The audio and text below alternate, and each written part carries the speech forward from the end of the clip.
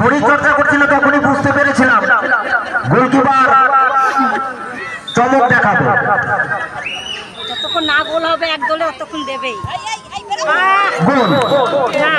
স্বপন মণ্ডল গোল করে দলকে এগিয়ে নিয়ে রাখলো 2-0।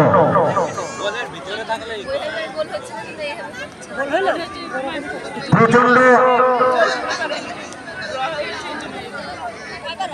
মন দিয়ে খেলছেন, পা দিয়ে রক্ত বেরোচ্ছে গোলকিপারের, কিন্তু সেই দিকে ভ্রুক্ষেপ না করে দলকে জয়ী করার জন্য চেষ্টা করছে। সুন্দর শট, গোল হয়ে গেল।